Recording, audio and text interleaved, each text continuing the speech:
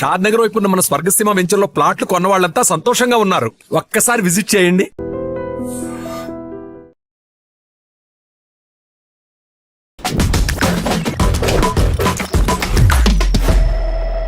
Hi hello నమస్తే, welcome back to our channel. నేను మీ వైషు. రక్త చరిత్ర రాసింది ఆ తల్లేనా? గండికోట వైష్ణవి విషయంలో రోజుకొక ట్విస్ట్ చూస్తూనే ఉన్నాం. కడుపులో తన్ని కాళ్ళని కాల్చి తన సొంత ఇంట్లో వాళ్ళే చేశారు అంటే నమ్మలేకపోతున్నాం. సొసైటీ ఎందుకు అంత దారుణంగా ప్రవర్తిస్తుంది, ఎందుకు మనుషులు మరీ క్రూరంగా బిహేవ్ చేస్తున్నారు, ఈ విషయం గురించి మాట్లాడడానికి థింక్ అగైన్ ప్రోగ్రాంలో ఈరోజు నాతో పాటు psychologist and social analyst Ambati Srinivas గారు ఉన్నారు. సార్తో మాట్లాడదాం. Hello sir. హలో. నమస్తే సార్. బాగున్నారు సార్? ఎస్, బాగున్నా. రోజుకొక ట్విస్ట్, మరీ ఘోరంగా కడుపులో తన్నడము, బట్టలు విప్పేసి ఈడ్చుకొని వెళ్ళడము, పొదల్లో పడేయడము, కాల్చడము, అన్నీ వాళ్ళ ఇంట్లో వాళ్ళే చేశారని. ముందేమో ప్రేమించిన అబ్బాయి ఇది చేశాడు అన్నారు, తర్వాత నిదానంగా ఒక్కొక్కటి తీస్తే ఇలా ఇంట్లో వాళ్ళే చేశారు, ఇంట్లో వాళ్ళు మేము చేయలేదు అని. అసలు మరీ ఇంత క్రూరంగా ఎలా బిహేవ్ చేస్తున్నారు? ఈ కేసులో ఏమై ఉంటుంది? దీని నుండి మనం ఏం తీసుకోవాలంటారు సార్? ఇప్పుడు ఇది one of the worst cases in the society అనొచ్చు. Yes, sir. ఈ మధ్యన చాలా, ఇంకా చెప్పాలంటే మెంటలీ డిస్టర్బ్ అయిపోయినారు. ఏం చేస్తున్నారో ఆలోచన లేకుండా తయారైపోయినారు వీళ్ళందరూ. క్రైమ్ రేటు ఇంతకు ముందు కన్నా చాలా ఎక్కువ పెరిగిపోయింది. అందులో మనం పరువు హత్యలు అనేది అప్పుడెప్పుడో ఉత్తరప్రదేశ్లో చూసేవాళ్ళము, కొన్ని ఫ్యామిలీస్లో. ఆ తర్వాత ఇండియా మొత్తం స్ప్రెడ్ అయిపోయింది. సో అదొకటి. ఇప్పుడు ఇది కూడా ఒకటి అట్లాంటి కేసే. కాకపోతే ఎవరు బాధ్యులు అంటే మీరు ఫస్ట్ ఏమన్నారు, ఆ అబ్బాయి బాయ్ ఫ్రెండ్ రెస్పాన్సిబుల్ కావచ్చు అని. మేబీ అది ప్లాన్ చేసి ఉండొచ్చు. అట్లా ఎప్పుడన్నా ఏం చేస్తారంటారు, క్రైమ్ చేసేవాళ్ళు నేను దొరకద్దు, అది ఇంకొకరి మీదకి వెళ్ళాలి, ఇది ప్లాన్ వేస్తారు. దీన్ని మనం టెక్నికల్ టర్మ్ క్రిమినాలజీలో ఏమంటారు, రెక్కీ అంటారు. రెక్కీ కూడా చూస్తారు, అంటే ఎట్లా చేయొచ్చు, ఏంటి, తప్పించుకోవచ్చు, ఇవన్నీ ఎంట్రీ ఎగ్జిట్. అది చేసిన ఒక చిన్న లాజిక్, ఈ రోజైనా రేపైనా ఎప్పుడో ఒకసారి నిజం బయటపడుతుంది. సో మేమేమంటామంటే ఇన్ కౌన్సిలింగ్ ఎమోషనల్ ఇంటెలిజెన్స్ అంటాం. ఇది మనకు అందరికి ఇబ్బందికరమైన సమస్య. ఎమోషనల్ ఇంటెలిజెన్స్ అంటే మనకు భావోద్వేగాలు, కోపము, ఆనందము, హేట్రెడ్, జెలస్, ఇవన్నీ అందరికీ ఉంటాయి. ఎవరు అతిథులు కాదు దీనికి. ఎవరన్నా అంటే కూడా అది అబద్ధమే. ప్రతి నిమిషం మనం వీటితో ఇబ్బందులు ఎదుర్కొంటాం. సో ఎమోషనల్ ఇంటెలిజెన్స్ ఏంటంటే మనం ఎప్పటికప్పుడు ట్రైన్ చేసుకోవాలి మనం. ఓకే, చదువుకున్న వాళ్ళు కొద్దిగా తెలుస్తూ ఉండొచ్చు, అప్పుడు వాళ్ళు కూడా తప్పుదాలు చేస్తారు, చదువుకోనోళ్ళు చేస్తారు. సో ఇది అందరికి అవసరమైన విషయమే. క్రైమ్ జరిగింది అని అంటే ఇప్పుడు ఫ్యామిలీ ఇన్వాల్వ్ అయింది అంటే దాని వెనకాల మనం కొన్ని చూసినట్టయితే, ఇప్పుడు ఎవరికైనా ఏమవుతుంది, అమ్మాయి వద్దనకుంటే అంటూ కూడా ఎవరితోనూ వెళ్తుంది, ఎందుకు ఇబ్బంది అనేది ఫ్యామిలీ కన్నా ఎక్కువ మనం ఓపెన్గా మాట్లాడుకోవాల్సింది ఏంటంటే, ఫ్యామిలీకి ఇబ్బంది లేకపోయినా ఆ నలుగురు మనల్ని నడిపించేదంతా కనబడకుండా ఉన్న ఆ నలుగురే. ఎగ్జాక్ట్లీ. మనం ఏది చేయాలన్నా వాళ్ళని ఇంప్రెస్ చేయాలనుకోవడం, కానీ యూ కెన్ నెవర్ ఇంప్రెస్ ఆ నలుగురు. ఇంప్రెస్ చేయలేరు. నలుగురులో మీ లైఫ్ స్టైల్ ఒక్కరికి ఇంప్రెస్ చేసి మిగతా ముగ్గురు మళ్ళీ ఏమనొచ్చు. దానికి ముందు మనం చెక్ చేసుకోవాలి. సో ఈ ప్రెషర్, సోషల్ ప్రెషర్ అనేది బాగా తీసుకుంటున్నారు పేరెంట్స్ కూడా. అది పేరెంట్స్ మీద పడుతుంది. మనం ఇంతకు ముందు చాలా ఇష్యూస్ మీద మాట్లాడినాము.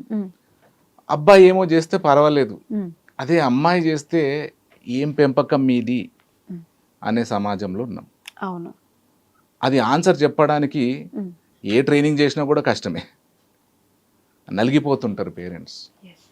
సో కొన్నిసార్లు మనం ఏమంటామంటే, జనరల్గా ఈ మధ్యకాలంలో maybe because of social media platforms కావచ్చు, ఈ నెట్వర్క్ కావచ్చు, ఇన్స్టాల్ కావచ్చు, ఇంటర్నెట్ కావచ్చు, మొబైల్ ఫోన్ కావచ్చు, దీనివల్ల ఎస్పెషల్లీ కుటుంబంలోని వ్యక్తుల మధ్యన చాలా గ్యాప్ వచ్చింది. ఇప్పుడు మేము మాట్లాడతాం యూనివర్సిటీలో కూడా, మేము స్టూడెంట్స్తో అంటాం, మీకు ఫ్రెండ్షిప్ ఏంటి, క్లాస్మేట్ ఏంటి, లవ్ ఏంటి తెలియాలి అంటాం. తెలియట్లే, ఇదంతా జిగ్జాగ్ అవుతుంది. మన పురాణాలు చదివినా కూడా అంటారు, first thing is one should have a friendship with the opposite gender. Healthy friendship. అది ఎవరైనా క్లాస్మేటా, ఇంక సీనియర్ జూనియర్, హెల్దీ ఫ్రెండ్. అది ఫ్రెండ్షిప్ తీసేసిరండి, ఇప్పుడు కలిస్తే అంతే. బాయ్ ఫ్రెండ్ గర్ల్ ఫ్రెండ్ ఇదే, అది ఫస్ట్ స్టెప్లోనే అవుతుంది. ఎస్ పోనీ అదైనా కూడా దానికో పద్ధతి ఉంటుంది. జనరల్గా ఆ లవ్ అనుకుంటే అది పెళ్లికి దారి తీసేది మాత్రం ఉండాలి. ఉన్నది అంటే ఇద్దరికి మెచ్యూరిటీ ఉండాలి. 8th క్లాస్లో ఏం లవ్ సార్ అమ్మాయిది మరి? అది అంటే లవ్ కాదు, అది లవ్ అంటే మెచ్యూర్డ్ మైండ్ ఉండాలి, లైఫ్ మీద క్లారిటీ ఉండాలి. ఒకరు ఇష్టపడ్డారు అంటే వాళ్ళని లైఫ్ పార్ట్నర్ అనుకుంటున్నారు కాబట్టి మరి ఎప్పుడు లీడ్ చేయగలం హ్యాపీ లైఫ్, ఇది కొద్దిగా ఆలోచించాల్సి వస్తుంది. కానీ మీరు తీసుకున్న కేసులు చూస్తే అక్కడ ఏం లేదు, నో క్లారిటీ. దానికి ఎవరేస్తున్నారో పేరు లవ్ అంటారు. సో అదొకటి. ఇప్పుడు అంతా యంగ్స్టర్స్ అందరు దీంట్లో పడ్డారు. పడితే మనం ఆపలేము, కాకపోతే గ్యాప్ వచ్చేసింది, ఇందాక అన్నట్టు గ్యాప్ వచ్చేసింది. ఇప్పుడు పేరెంట్స్ మీదే ప్రెషర్ ఎక్కువ ఉందండి. మనం యంగ్స్టర్స్ని మీరు మాట్లాడండి ఎప్పుడు నేను కోట్ చేస్తా, చాణక్యుడు ఎప్పుడు అంటాడు grown up children should be treated like friends అని. కానీ ఎంతమంది పేరెంట్స్కి తెలుసు, ఎంతమంది పిల్లలకి తెలుసు? కొన్ని ఫ్యామిలీలో చూస్తాము, ఒక అమ్మాయి, నేను కొద్దిగా చూస్తాను, ఆ అమ్మాయి ఇంటికి వెళ్ళి కాలేజీలో ఏం జరిగిందో మొత్తం చెప్తుంది పూసకొచ్చినట్టు. ఏ అబ్బాయి మాట్లాడు, ఎవరు ఏం మాట్లాడే వర్డ్స్ కూడా చెప్తుంది. అక్కడ ఎక్కడన్నా తప్పు అనిపిస్తే ఆ మదర్ వార్నింగ్ ఇస్తుంది, నువ్వు ఈ ఫ్రెండ్షిప్ చేయొద్దు, చేయాలి, లేకపోతే ఇది జాగ్రత్తగా ఉండేదో చెప్తుంది. కానీ ఇది అన్ని ఫ్యామిలీస్లో లేవు. అసలు మాట్లాడుకునే అంత కమ్యూనికేషన్ వాళ్ళ మధ్యలో ఉండట్లేదు. ఈ ఇంకొక రీజన్ ఎందుకు ఉండట్లేదు అంటే, మనము ఒకసారి పేరెంట్స్ని బ్లేమ్ చేయలేం, పిల్లల కోసమే కష్టపడతారండి ఎవరైనా. కాకపోతే ఒకరు కఠినంగా ఉంటారు, అర్థం. అందుకే అంటారు you will understand your father when you become a father, when you will understand your mother when you become a mother అని. అంటే అంత టైం పడుతుంది అర్థం చేసుకోవాలంటే. ఇప్పుడు మిస్అండర్స్టాండింగ్ చాలా అవుతుంది, ఎవరు ఏమన్నా కూడా కోపం వస్తుంది. ఈ అడిక్షన్ వల్ల, ఈ ఫోన్ రేడియేషన్ అడిక్షన్ వల్ల మంచి చెప్పినా ఏది చెప్పినా వాళ్ళ మీద కోపాలు వస్తున్నాయి. అటాక్స్, మీరు కొన్ని కేసెస్ తీసుకుంటే పేరెంట్స్ని అటాక్ చేస్తున్నారు. ఫోన్ వాడొద్దంటే సూసైడ్ అయింది, ఫోన్ వాడొద్దంటే కొట్టడం, ఇంకోళ్ళతో మాట్లాడొద్దు అంటే మాట్లాడనివ్వాలి, కాకపోతే తెలియాలి వీళ్ళకి. హెల్దీ వెస్టర్న్ కంట్రీస్లో అబ్బాయి అమ్మాయి ఫ్రెండ్షిప్ ఉండాలంటారు, అది మనల్ని తప్పర్థం చేసుకుంటారు. ఎందుకంటే man psychology is different, women psychology is different. ఎందుకంటే రేపు పొద్దున మీరు మ్యారేజ్ ఏజ్కి వచ్చినప్పటికీ అప్పటికి మీకు తెలియాలి ఎట్లుంటారు ఆపోజిట్ జెండర్. నేను చాలా షోలో కూడా చెప్పినాను, 4 కజిన్స్ అన్నదమ్ముల మధ్య పెరిగిన అమ్మాయి సొసైటీలో స్ట్రాంగ్ ఉంటుంది. ఒక్కతే అమ్మాయి ఉండి చాలా కట్టుబాట్లతో పెంచిన అమ్మాయి చిన్న దానికి కూడా బలైపోతుంది. సో సొసైటీలో ఇది ఉండాలి. సో పేరెంట్స్ రోల్ ఉంది, యంగ్స్టర్స్ రోల్ కూడా ఉంది. సరే ఏం చేసినా కూడా డిస్కస్ చేస్తే బెటర్. ఇక్కడ మనం చూసినట్టయితే ఒకటి ఏమనిపిస్తుంది అంటే, ఆ అమ్మాయి వినట్లేదు, మాటికి ఆ అబ్బాయిని కలవడానికి వెళ్తుంది, దానివల్ల పరువు పోతుంది, ఇంతే. చంపేస్తారా సార్? అంటే అమ్మాయి వినట్లేదు, ఓకే, అంత మాత్రానికి చంపేసే స్టేజ్కి వెళ్ళిపోతావా? నీ ఇంటి కూతురు, నీకు చెల్లవుతుంది. రైట్. ఇక్కడ ఇది 1 minute జరిగింది కాదు, ఇది చాలా రోజులుగా జరుగుతున్నది కావచ్చు. ఒకరిని మనం మాట అనాలంటే టైం పడుతుంది, కొద్ది ట్రైన్ వాళ్ళకి కొట్టాలంటే టైం పడుతుంది. మర్డర్ అంటే మరి ఈ మధ్యన మర్డర్ అంటే మామూలు అయిపోయింది, బాటిల్ తీసి మనిషి మీద పడేసినట్టే ఉంది, ఆలోచించట్లేదు. అంటే ఇక్కడ ఇంకోటి పేరెంట్స్ కూడా ప్రెషర్లో పడ్డారని అనుకోవచ్చు.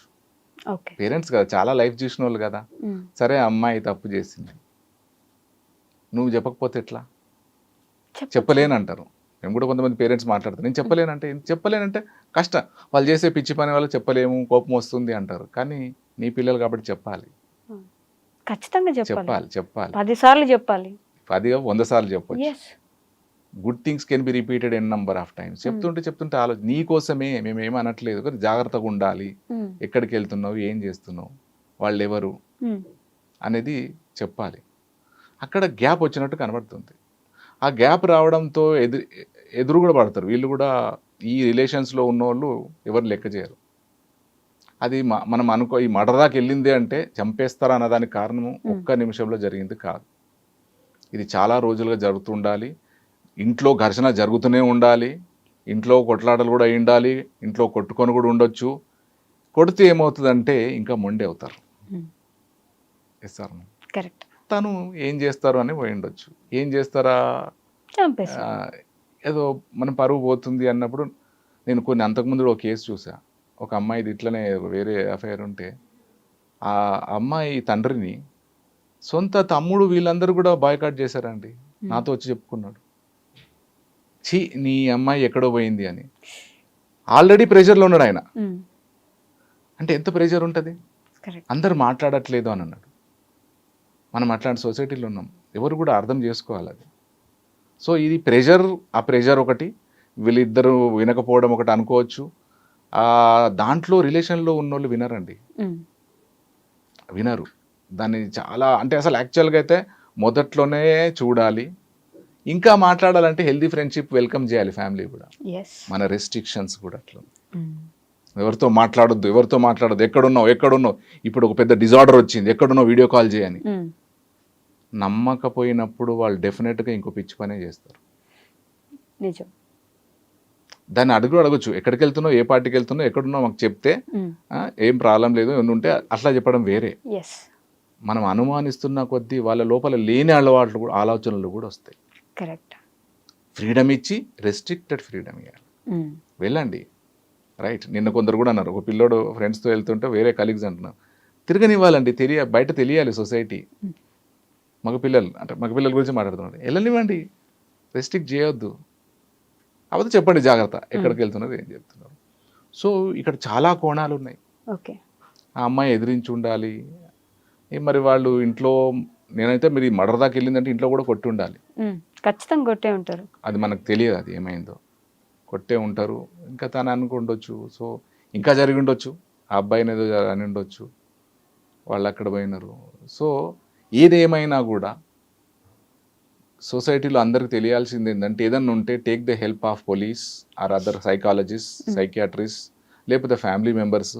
మనకి ఎప్పుడు 3-4 డిఫరెంట్ వ్యూస్ ఉండేవాళ్ళు ఫ్రెండ్స్ ఉండాలి, సర్కిల్ ఉండాలి, డిఫరెంట్. మనం ఎప్పుడు ఎవరితో ఉంటాము, మనం తానా అంటే తందానా అనే వాళ్ళే. అవును.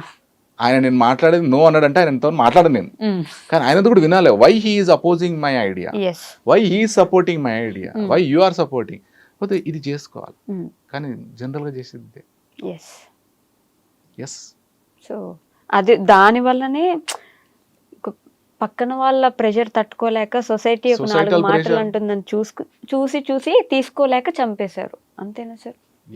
అలానే కన్క్లూడ్ చేయడానికి అది. ఇప్పుడు ఇంకా మళ్ళీ రిపోర్ట్స్ ఏమొస్తాయి, ఎందుకంటే మొన్న ఒక డాక్టర్ కూడా సూసైడ్ అన్నారు, కానీ దాని రిపోర్ట్లు ఏమొచ్చిందంటే తన బాడీ మీద దెబ్బలు ఉన్నాయి అన్నారు.